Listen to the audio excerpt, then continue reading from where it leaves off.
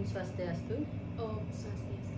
Baik, pada kesempatan hari ini kami akan membahas tentang PowerPoint sebagai media pembelajaran.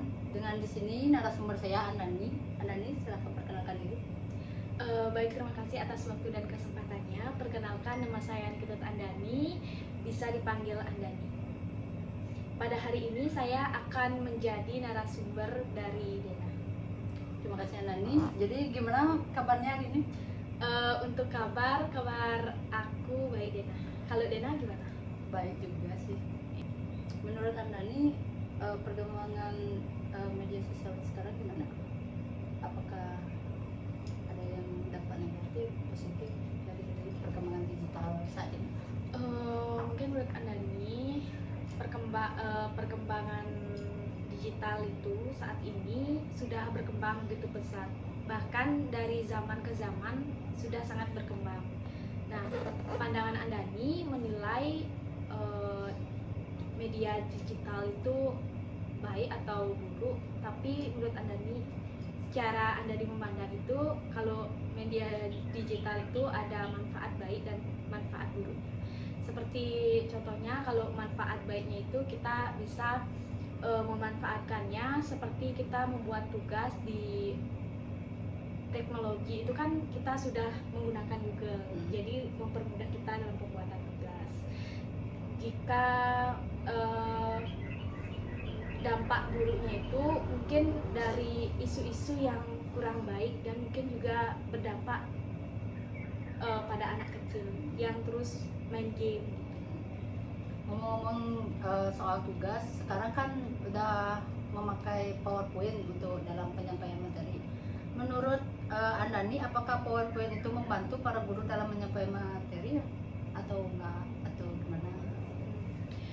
Kita sudah lalui dan sudah terbukti dari pembelajaran daring semenjak COVID-19, Ya. itu kan belajar di rumah, Ya. menggunakan HP ataupun media lainnya dari rumah. Nah, peran PowerPoint yang disingkat dengan PPT itu sangat berperan penting sebagai media pembelajaran, di mana PPT ini memudahkan kita untuk membahas sesuatu, apalagi kita menjadi guru, cocok banget untuk anak-anak SD dengan menerapkan PowerPoint. Itu kan ada animasi-animasi yang lucu-lucu, hal-hal yang menarik atau elemen-elemen yang mudah dipahami dan membuat mereka menarik. Nah, dengan PPT ini kita dapat menerapkan sebagai media pembelajaran. Tapi kan tidak semua guru mampu menggunakan PPT dengan bagus, kan ada yang tidak bisa memakai digital, itu gaptek istilahnya. Bagaimana menurut Anda?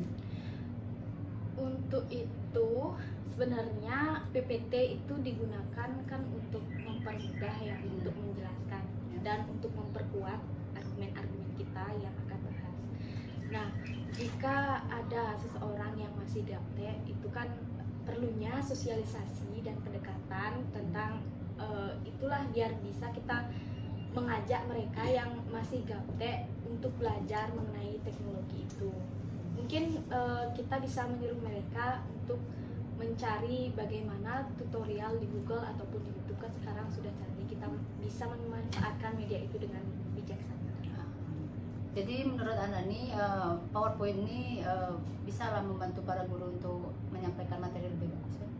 Sangat bisa, soalnya dengan PowerPoint, sebelumnya Dena udah pernah pakai PowerPoint. Mungkin sekarang kan UHN lagi daring nih. Mungkin pasti sebagian besar bahkan semuanya memakai PowerPoint. Ya. Untuk Dena sendiri sih memakai ya, apalagi saat presentasi melalui daring itu dosen-dosen tentunya meminta menyampaikan hasil suatu hasil diskusi kelompok melalui PPT itu sendiri. Iya, tapi hal lainnya ketika kita menggunakan PPT itu kan yang kita bicarakan tadi, itu kita sudah membahas tentang dampak positifnya, bahwa kita bisa menarik perhatian dan mereka yang mendengar presentasi kita atau pembahasan kita menjadi tidak bosan karena ada elemen-elemen yang menarik di dalamnya. Selain itu juga pasti ada dampak negatif dari kita menggunakan PPT. Yang pertama itu kita akan kehilangan semangat kita untuk menghafal. Kan kita menggunakan PPT, jelas saja kita mungkin bisa hanya membacanya lewat tulisan gitu. Jadi pola pikir kita itu bisa saja tidak terlatih, tapi itu tergantung pembuatan dari orang tersebut yang menggunakan PPT. Ya, terima kasih Andani. Terus di sini saya ingin bertanya untuk yang kedua kalinya, apakah PPT itu cocok digunakan dalam menyampaikan materi pembelajaran bagi tingkat SD? Apalagi anak-anak kan cepat bosen itu, apalagi tulisan banyak, materi banyak, Ya. kan cepat bosan dalam di kelas. Ya, di era globalisasi yang sudah semakin berkembang pada saat ini, Andani merekomendasikan bahwa media PowerPoint ini sangat cocok sebagai media pembelajaran, terkhususnya untuk anak-anak SD. Karena ketika kita menjelaskan di papan saja dengan menulis, apalagi banyak-banyak, belum tentu mereka mengerti. Hal yang membuat tertarik itu kan banyak bisa kita cantumkan di PPT. Jadi PPT sangat berperan penting dalam media pembelajaran. Jadi apakah nanti kalau misalnya guru-guru Gen Z yang akan jadi guru ini, apakah cocok nanti gini menggunakan PPT? Mungkin kan perkembangan zaman tuh bisa saja ya lain-lain. Tapi kan kalau saat-saat ini menurut Andani nih cocok karena semua ide-ide itu bisa dituangkan di PPT. Tapi Andani menyarankan jika kita nih nantinya menjadi guru, kalau ya pakai PPT itu nggak usah banyak-banyak tulisannya, banyakin isi animasi. Iya. Khususnya kan kita buat anak-anak SD itu kan suka lah mereka tertarik ya dalam- banyak gambarannya yang bisa memaknai dari pembelajaran kita gitu. Tapi kalau misalnya tulisannya banyak kan sama dengan gitu. Makanya kalau pakai PPT itu mending tulisannya sedikit, banyak animasinya gambarannya banyak, terus penjelasannya kita di Singkat. luar PPT itu juga mendukung. Itu yang mendukung ini. Lebih anak-anak biar tertarik gitu melalui pembelajaran PPT. Iya. Jadi di sini menurut anak ini metode belajar menggunakan PPT ini apakah bagus? Apakah efektif bagi siswa? Menurutnya Andani sih efektif. Nah, selain efektif juga praktis. Ya. Karena kalau kita menulis tangan kan lama ya. Ya. Kalau kita udah menyiapkan PPT kan tinggal sebelum dari pembelajaran itu kan kita tinggal ngetik aja, terus nanti ditayangkan gitu. Nanti misalnya kalau mau lanjut next ke pembahasan materi selanjutnya kita tinggal next gitu. Kalau kita nulis di papan kan isi menghapus gitu, jadinya efisien Dan praktis. efektif. Ya. Menurut Andani, berapa persen minat orang menggunakan PPT dalam menyampaikan materi Andani? Menurut Andani sih hampir 95%. Karena selain minat, mereka juga punya tuntutan dengan mengumpulkan tugasnya itu berupa PPT.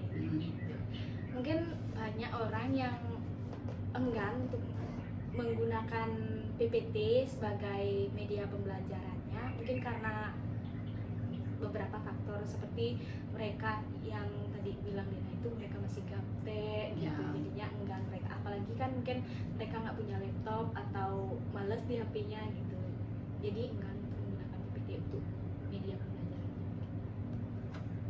Tapi sebagian besar sih sekarang Gen Z itu menggunakan PPT sebagai media pembelajarannya karena Nggak ribet. mempermudah Ya, dan nggak nggak ribet. ribet tentunya. Iya.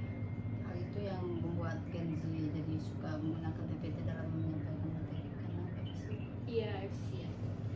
Baik Andani, mungkin ada kesimpulan dari pembahasan kita hari ini tentang PowerPoint dalam proses pembelajaran.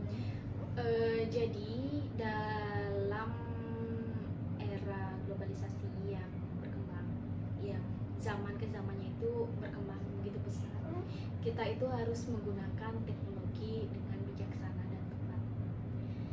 dengan kita menggunakan media dengan baik dan benar, justru akan menghindari kita dari dampak-dampak negatif lainnya dari pengaruh perkembangan teknologi. Peran PowerPoint dalam pembelajaran itu sangat berperan penting untuk mempermudah kita gitu. Baik Kak Nani, terima kasih ya untuk siang hari ini udah mau jadi narasumber saya.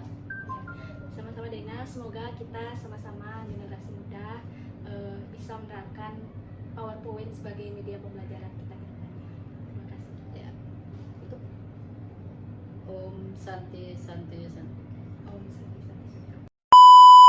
Baik, di kesempatan hari ini saya akan membahas tentang PowerPoint dalam proses pembelajaran. Di sini dengan narasumber saya, silakan Andi Nani.